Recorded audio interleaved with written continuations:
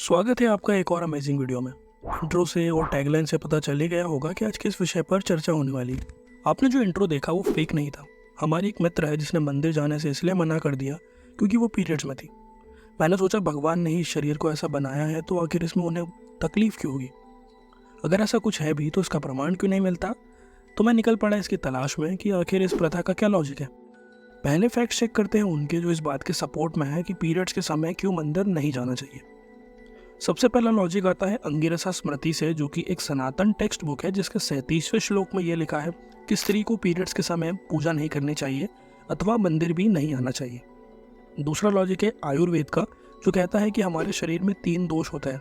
दोष को इंग्लिश में कहते हैं बायो एनर्जी, जिनकी मदद से हम शरीर को चलाते हैं। अब इनका नाम है वात, पित्त और कपह, जो कि वायु, अग्नि और जल को संबोध करते हैं। अब वात दोष जो कि वायु है, ये कम्युनिकेशन में सहायक होती है। पित्त दोष इसे अग्नि से जोड़ा गया है जो कि सहायक होता है पाचन तत्व में। और आखिरी में कपह दोष जल से जोड़ा गया है जो स्थिरता प्रदान करती है। आयुर्वेद का लॉजिक ये है कि वाता दोष का प्रभाव शरीर में पीरियड्स के वक्त उफान पर होता है, जो कि बॉडी की एनर्जी फ्लो को नीचे की तरफ पुश करता है, जो कि ब्लीडिंग के फॉर्म में हमें दिखती भी है। इस चीज़ को अपन्नह वायु कहा जाता है और आयुर्वेद इसे नीचे जाती हुई एनर्जी के प्रभाव को मंदिर में ठीक नहीं मानते और इस कारणवश एक स्त्री का मंदिर आना सही नहीं होता। बात करूँ तीसरे लॉजिक की, तो मुझे पर्सनली ये लॉजिक सबसे सटीक और भरोसेमंद लगा।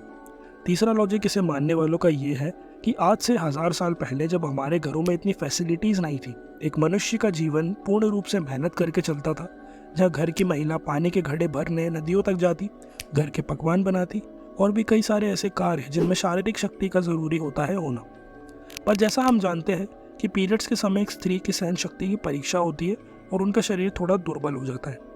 अब तीसरे लॉजिक में यही कहा गया है कि ऐसी परिस्थिति में एक स्त्री घर से दूर मंदिर चलकर जाए, ये उनके परिवार द्वारा उन्हें करने से मना कर दिया जाता है, जो कि आने वाले समय में लोगों ने पूरी तरह से अपना तो लिया, पर वो अपनी लड़कियों को ये बताना भूल गए कि इस प्रथा की शुरुआत आखिर हुई क्यों थी।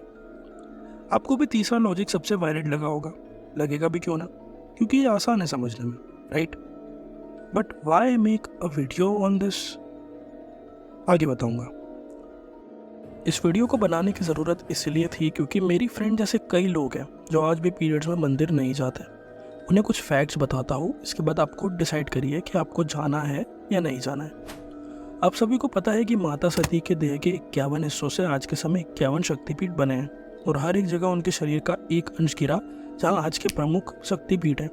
तो ऐसे ही असम के अंदर बना कामाख्या मंदिर कई सारी बाधाएं तोड़ते दिखता है। ये मंदिर हमें माना जाता है इस जगह देवी सती की योनि थी। और जो असम से नहीं है उन्हें मैं बता दूं कि हर साल इसी मंदिर के बाहर अम्बुबाची मेला लगता है, जो कि असम का बहुत बड़ा पर्व है और 3 दिनों तक मंदिर बंद रहता है।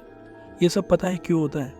क्योंकि लोग मानते हैं इस समय माँ कामाख्या पीरियड्स के फेज में होती है। जिस धर्म के अंदर इन चीज़ों का वर्णन होता है और औरतों को ये चॉइस तो दी गई है कि वो मंदिर में आ सकती है, उन्हें कोई नहीं रोकता। मैंने माँ कामाख्या का एग्जाम्पल सिर्फ उन लोगों के लिए दिया जो ये कहते हैं कि सनातन धर्म औरतों का सम्मान नहीं करता। दूसरा फैक्ट जो मुझे पर्सनली बहुत सॉलिड लगता है वो ये है कि भगवत गीता सनातन धर्म की सबसे ज़्यादा पढ़ी जाने वाली किताबों में से एक है। उसमें एक चीज़ लिखी है जो कि है एक सोल, यानी आत्मा ना तो पुरुष है और ना ही स्त्री। तो जो भी ये भ्रांति फैलाते हैं कि एक स्त्री अपने पीरियड्स के समय अपवित्र हो जाती है, ये कहीं ना कहीं काल्पनिक बात है और ये हमारे धर्म को आहत पहुँचाता है। पर आज भारत में आप देख सकते हैं बदलाव। एक स्त्री थोड़ा ज़्यादा सोचती है इन चीज़ों के बारे में और मुझे पर्सनली हमारे पूर्वजों का तीसरा लॉजिक सही लगता है, जो कि ये भी है कि आज से जो चीज़ें हैं वो बहुत पहले जो थी वो इतनी इजी नहीं थी। आज तो लाइफ बहुत ज़्यादा इजी हो गई है। आप सिर्फ फूल चढ़ाते हो और उसे पूजा कहते हो, पर पुराने समय में हर एक छोटी बात का ध्यान रखा जाता था, जो कि एक पीरियड में रहने वाली स्त्री के लिए थोड़ा मुश्किल होता है। इस वीडियो का मैसेज यही है कि पीरियड्स में मंदिर जाना नहीं जाना ये तो देखो पूरा आपके ऊपर है।